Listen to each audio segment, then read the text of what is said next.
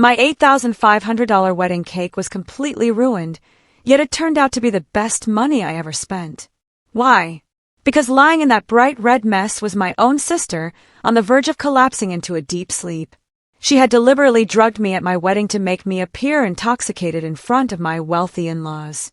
I allowed her plan to unfold, but at a much higher cost.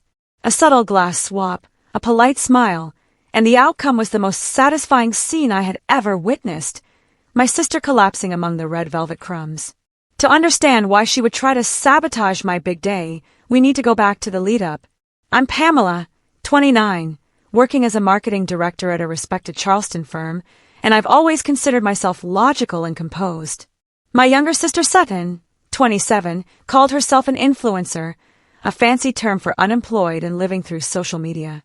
What she didn't share with her 12,000 followers was the $51,000 in credit card debt she'd hidden from our parents. My parents, Conrad and Blythe, had always favored Sutton. Always. No matter how irrational or unfair it seemed. I could excel in school, earn scholarships, or get promotions. None of it mattered. Sutton could post a selfie with a motivational quote stolen from Pinterest, and Mother would frame it. Sutton's jealousy reached its peak when I got engaged to Sterling. Sterling, an orthopedic surgery resident at the medical university, was brilliant, kind, and skilled with hands that could repair broken bones, and a smile that made my heart skip. But it wasn't his career or character that triggered Sutton's envy, it was his last name. Sterling came from old Charleston money, the kind of family whose ancestors signed historic documents, had ships named after them, and still attended exclusive garden parties at historic estates. Sutton desperately wanted access to that world. During the wedding preparations, she became a nightmare. It began 3 months prior. I was reviewing vendor contracts in my apartment when Sutton appeared unannounced. She wore yoga pants more expensive than most people's monthly grocery bills and carried a designer handbag she clearly couldn't afford. "I've been thinking," she announced, skipping any greeting. "I should be your maid of honor." I looked up from my spreadsheet. "Sutton, I already asked Adeline, your lawyer friend." She wrinkled her nose as if I'd said something vile. "Pamela, this is a wedding with old money elements. Do you really want someone in pantsuits for every photo, photos that will appear in society pages? Adeline is my best friend. She's always been there for me. And I'm your sister," I reminded her. Her voice took on that familiar whining tone. "Your only sister. What would people think if your own sister wasn't your maid of honor? It'd seem like we're distant. It'd reflect poorly on both of us. Besides, I really need this, Pamela. Do you realize how much this could boost my brand? A wedding at the historic Charleston Hotel, with Sterling's family in attendance. I could gain thousands of followers. I should have said no immediately. Should have stood my ground. But then she called Mother. 2 hours later, both our parents appeared at my door. Mother was already dabbing at her eyes with a monogrammed handkerchief. Father wore that familiar disappointed look, the one perfected over decades to make me feel guilty simply for existing. "Pamela, sweetheart," Mother said, taking my hands in hers. "Sutton is devastated. Absolutely devastated. She feels like you don't love her. I never said that. I just wanted. Your sister is going through a difficult time right now," Father interrupted, his authoritative tone signaling the discussion was over before it began. "The least you can do is include her in your special day. Make her feel valued. Just indulge your sister," Mother added, squeezing my hands. "Don't make her sad. It's only one day, Pamela. Surely you can be generous for one day." The manipulation was precise. They had been doing this my entire life, making Sutton's feelings my responsibility, her happiness my burden. "Fine," I said. The word tasted like ashes. "You can be the maid of honor." Sutton squealed and clapped her hands. Mother beamed. Father nodded approvingly. When I called Adeline to break the news, she was silent for a long moment. Then she asked, "Are you sure about this, Pam?" "No," I admitted. "But it's easier than fighting them all." Easier isn't always better. She was right, of course. But I'd already made my first mistake. I had already nodded in agreement, unaware that this concession was setting the stage for Sutton's most ruthless scheme. 2 weeks before the wedding, Sutton texted me, "Need you to pay for my bridesmaid dress. I'm a little short this month. The dress she had chosen without consulting me was an $1,800 silk gown from a boutique where appointments included champagne during fittings. When I suggested more affordable options for the bridesmaids, she had actually laughed. "You're marrying into old money, Pamela. We can't look cheap in the photos. What would Sterling's family think?" I transferred the money without arguing. Looking back, standing in that ballroom knowing what she had planned, everything became clear. Every demand, every manipulation, every time our parents made me sacrifice my needs to inflate her ego, it had all led to this moment. Sutton didn't just want to be part of my wedding, she wanted to ruin it. And I almost let her. The Charleston Historic Hotel ballroom radiated Southern elegance. Crystal chandeliers cast a warm glow over round tables draped in ivory silk, each centerpiece a cascade of white roses and trailing ivy. The polished hardwood floors reflected the flicker of hundreds of candles. At the far end of the room, on its own table, stood the centerpiece that had cost more than most people's monthly rent, the wedding cake.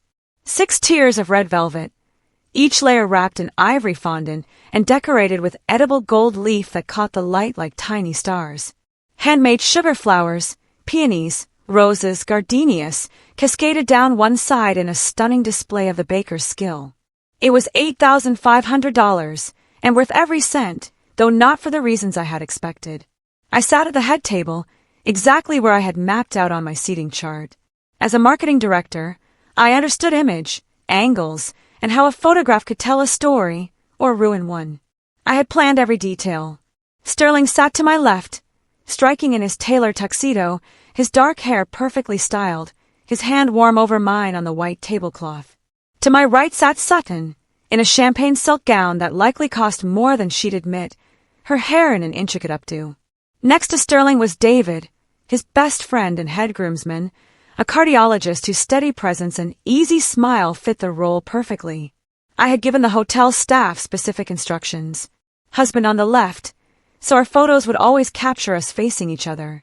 My angle would be flattering, the lighting perfect. In front of each of us were identical crystal champagne flutes, no markings, catching the candlelight as bubbles rose from the expensive vintage Sterling's family had gifted. The main course, herb-crusted lamb with roasted vegetables, had just been cleared. Staff moved efficiently between tables, the soft clink of cutlery creating a refined rhythm. Conversation hummed, interrupted by laughter from Sterling's college friends at table 7.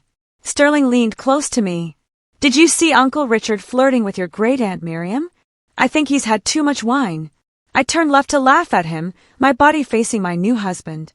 In my peripheral vision, I noticed Sutton's hand glide across the table, appearing to adjust my place card. A small, innocent gesture. But as her palm passed over my champagne flute, it tilted. A colorless liquid from a tiny vial slipped into my glass, dissolving instantly among the bubbles. No color change, no residue, nothing to hint that anything had happened. She quickly withdrew her hand and adjusted the place card with a satisfied smile. She thought no one had seen. But Sutton had overlooked Adeline, my best friend since law school, seated at the VIP table directly across, had a perfect view. While Sutton focused on me and Sterling, Adeline's trained eye caught everything, the gliding hand, the falling liquid, the smirk. My phone buzzed on the table beside my glass. Subtle, almost drowned out by the celebration, but I noticed. An iMessage from Adeline appeared.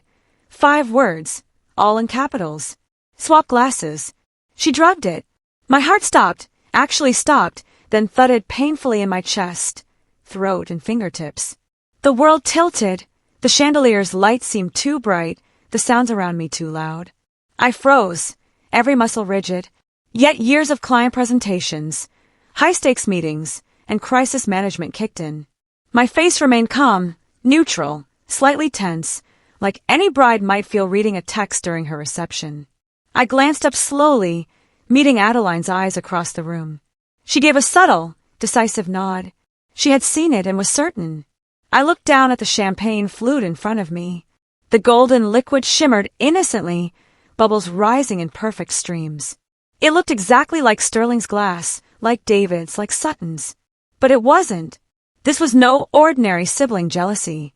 This wasn't Sutton throwing a tantrum, making demands, or crying to our parents. This was a deliberate, targeted attempt to damage my reputation in front of my husband's family. She had planned it, waiting for the perfect moment. She wanted me to drink that glass, to become disoriented, sloppy, confused. She wanted Sterling's family, the prestigious, old-money family she idolized, to see me humiliate myself, to see their new daughter-in-law as incapable, someone unfit for their son, someone unable to handle alcohol at her own wedding. The people-pleaser in me, the one who had spent 29 years suppressing her feelings, accommodating Sutton's tantrums, nodding when our parents demanded I make her happy. That version of Pamela died in that moment. I knew I had to act, had to somehow switch the glasses, to turn Sutton's plan against her. But she was right there, less than 2 feet away, watching the flutes like a hawk. I froze, hyper-aware of every detail, the weight of my phone in my hand, the condensation forming on the glass, Sutton's quick, excited breaths as she anticipated victory. I couldn't move, not with her eyes fixed on the glasses. I needed a distraction. Sterling squeezed my hand, mistaking my tension for wedding nerves. "You okay?" he murmured. I nodded, lying smoothly. Then fate delivered the most formidable woman I had ever met. I heard it. The click of expensive heels on hardwood, the kind that cost more than some people's cars. The sound came from behind, from the VIP waiting room, a private space for immediate family. The door opened. Mrs. Eleanor stepped out. Sterling's mother was a force of nature in a 5'6" frame. Her navy silk Oscar de la Renta gown, intricately beaded and likely worth more than my car, fit her perfectly. Her silver hair styled in an elegant chignon, diamond earrings catching the light. She had clearly retouched her makeup, her lips now a pristine shade of classic red. Moving along the back of our row, she passed directly behind the head table. Click, click, click. The sound of her heels cut through the brief lull between courses, rising above the soft murmur of conversation. I felt Sutton stiffen beside me. If there was one thing my sister couldn't resist, it was a chance to impress someone significant. And Mrs. Eleanor was the most important figure at this wedding, the matriarch of a family whose name graced buildings and scholarships, whose judgment could open doors or shut them forever. Sutton's head snapped around so quickly I feared whiplash. She practically leapt from her chair, stepping into Mrs. Eleanor's path with the eager devotion of a golden retriever greeting its owner after a long absence. "Oh, Mrs. Eleanor," she began. Her voice rose an octave, coated with exaggerated sweetness. "Were you resting in the VIP room as well? I hope the reception isn't too overwhelming. I know these events can be exhausting, especially with everyone vying for your attention." She turned her back fully, to me, to the table, to the glasses. Adeline's text flared in my mind like neon. Swap glasses, this was it. My only chance. I reached for the bases of both champagne flutes. My fingers were steady.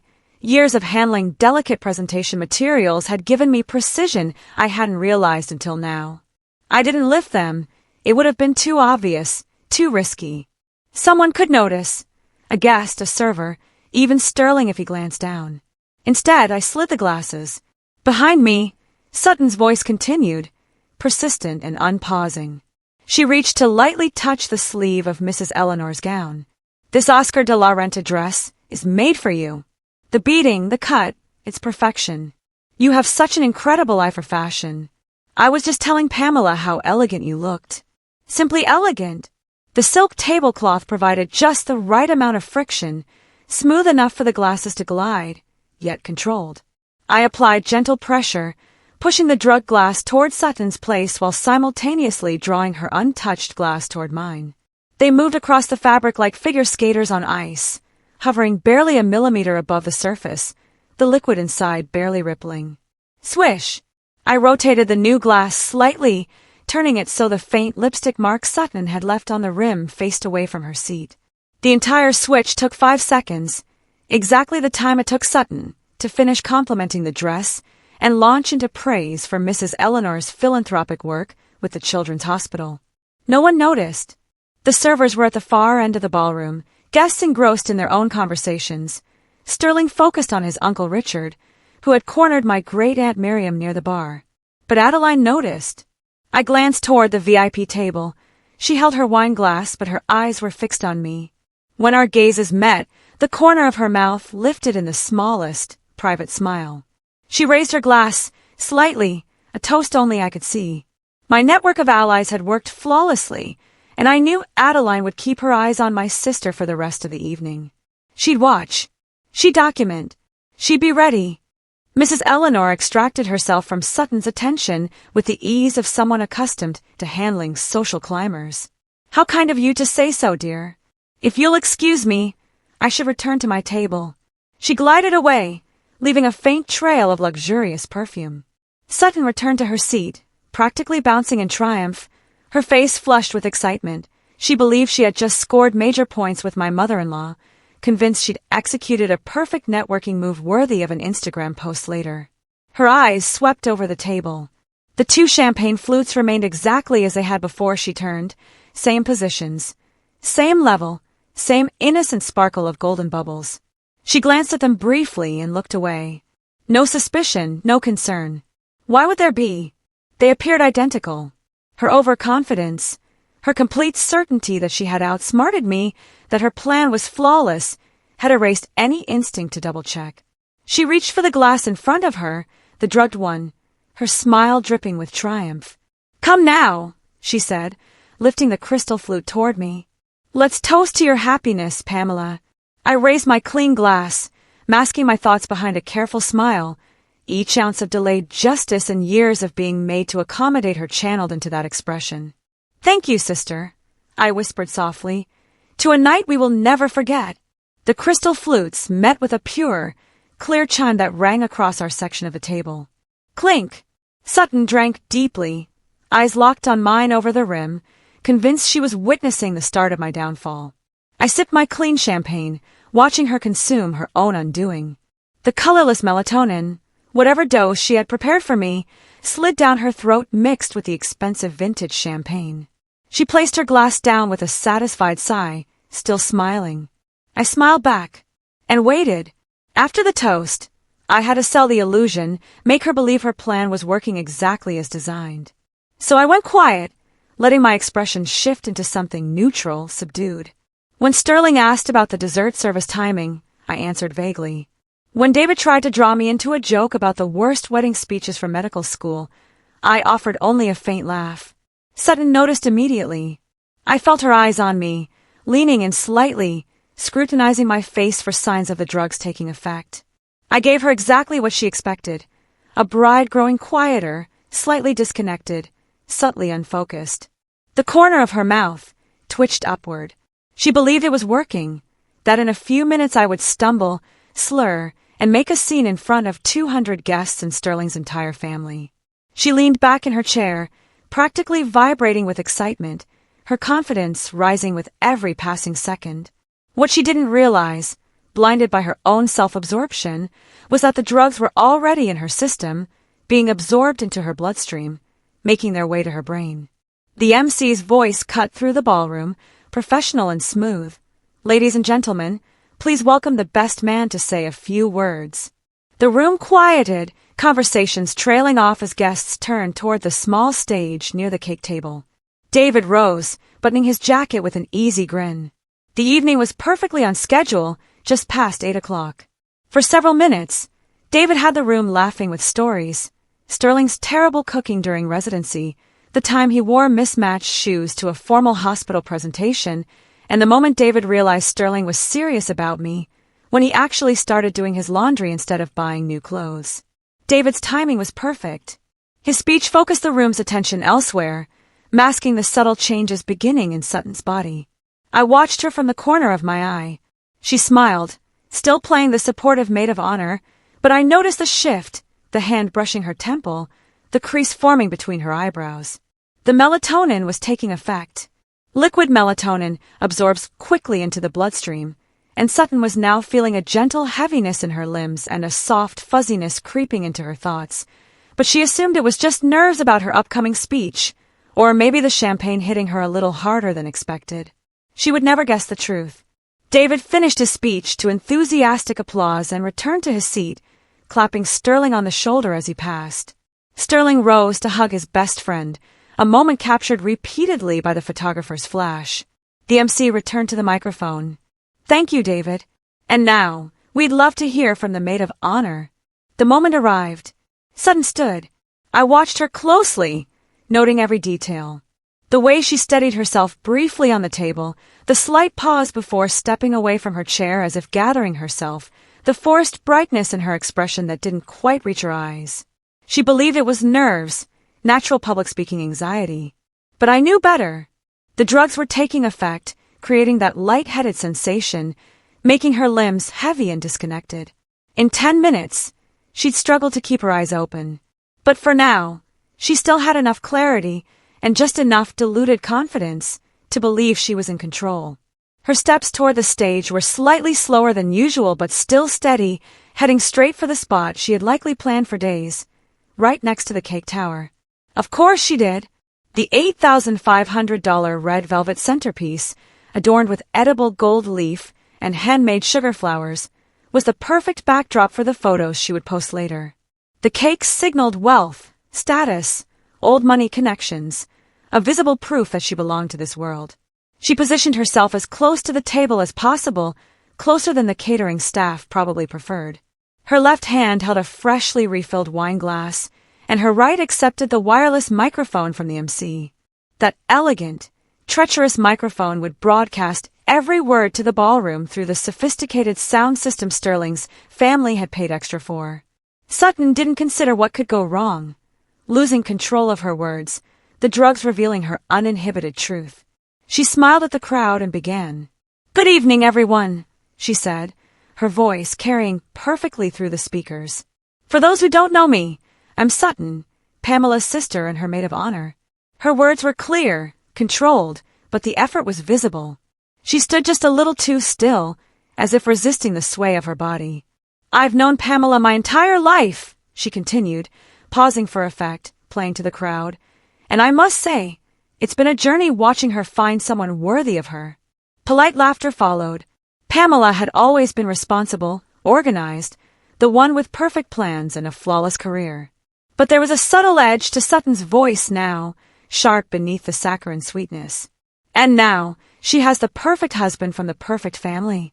I sat below the stage, my hand finding Sterling's, squeezing tight. He returned the squeeze, unaware of what was coming. Sutton raised her wine glass, slightly, the liquid catching the light. "So here's to Pamela," she said, her wide smile flawless but poisonous. "To my perfect sister and her perfect life." The crowd murmured appreciation, glasses lifting in response. But I watched, waiting for the moment when the drugs would fully take hold, waiting for karma to strike, waiting for my sister to falter. The applause for her speech echoed through the ballroom as Sutton raised her glass high, her practiced smile in place. She performed flawlessly, the loving sister, the gracious bridesmaid, the picture of family unity. But I knew better, always had. "To my sister and her new husband," she announced, her voice carrying the theatrical lilt she had perfected for Instagram videos. "May your marriage be everything mine will be someday." The crowd murmured approval. Sterling's hand found mine under the table, warm and steady. I watched Sutton lift the crystal flute to her lips, the original glass she had carefully doctored, and take a long, triumphant sip. The transformation wasn't immediate. She lowered the glass, still smiling, still playing her part. Then I noticed it. A slight wobble in her stance, the way her free hand reached for the podium, as if the floor had shifted beneath her. "Thank you all for..." Her words trailed, slurring at the edges. She blinked rapidly, eyelids heavy, while the crystal flute trembled in her hand. Adeline leaned close, whispering, "How much did she take?"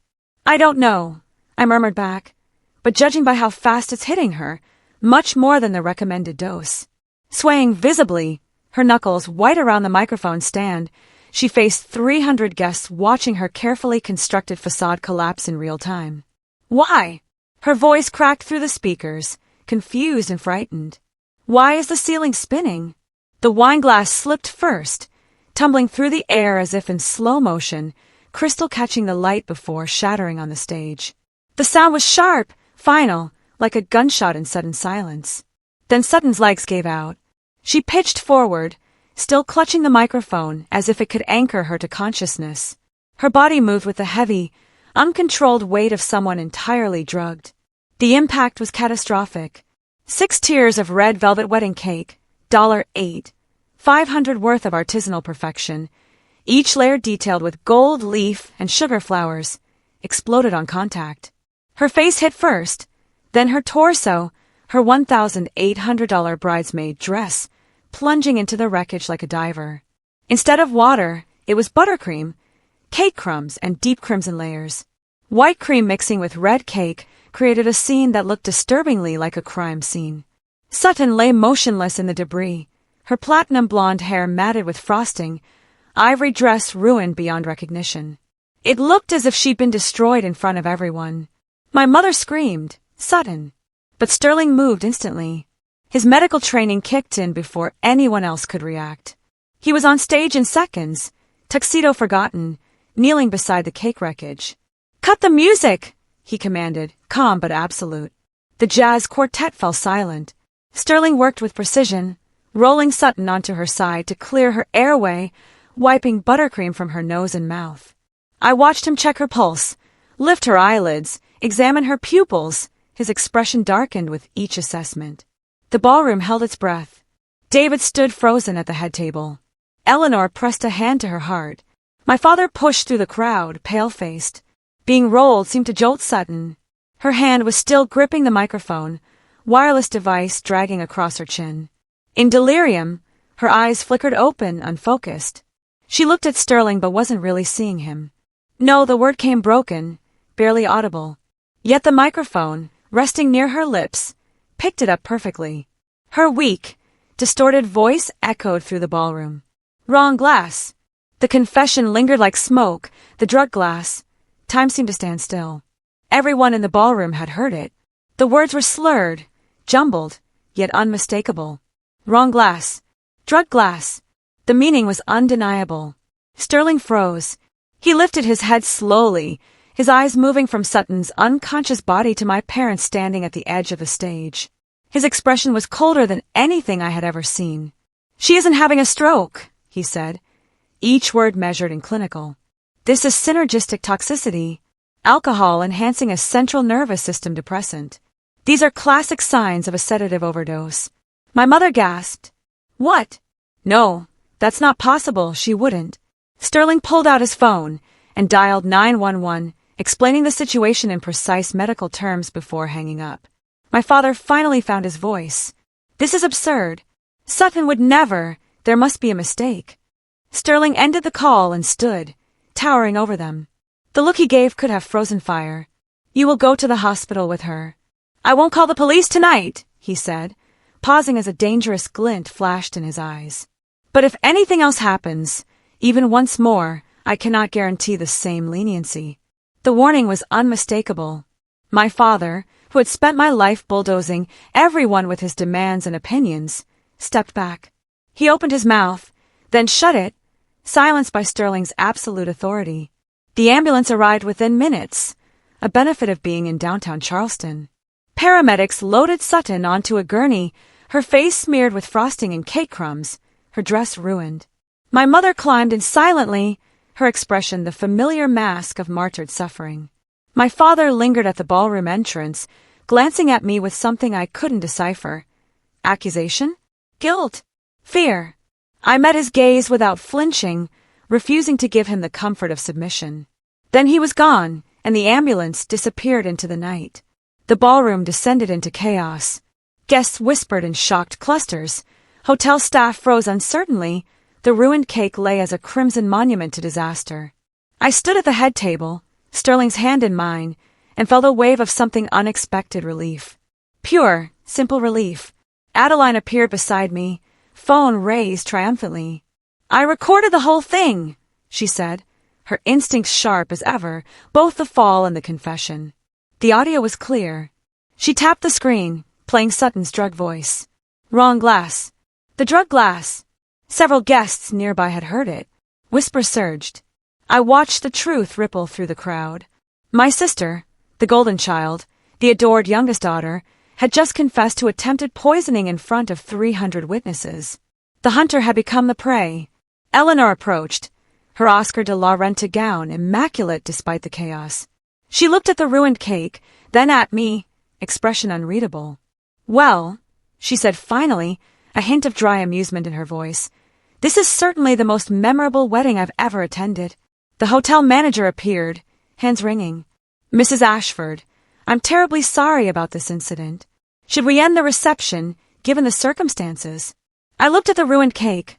Red velvet crumbs scattered across the stage like evidence, white frosting smeared across the floor, the 6-tier masterpiece. $8, $500 worth, reduced to rubble. And yet, all I felt was light. I turned to Sterling. His blue eyes searched mine, concerned but not pitying. "How are you doing?" he asked quietly. "This is the first time I've seen you breathe easy since we got engaged," he added before I could respond. He was right. 4 months, I had walked on eggshells, managing my family's expectations, trying to prevent exactly this. I'd paid for Sutton's dress, included her in every detail, bent over backward to keep the peace. And she had tried to drug me anyway. But now the threat was gone, that I looked at the hotel manager and gave a genuine smile, not the practiced one-eyed worn all evening. "Clean it up, bring more wine, and whatever desserts you have in the kitchen. The night is just beginning." The manager blinked. You want to continue. "This is my wedding reception," I said firmly. "And I'm going to celebrate with the people who truly care about me."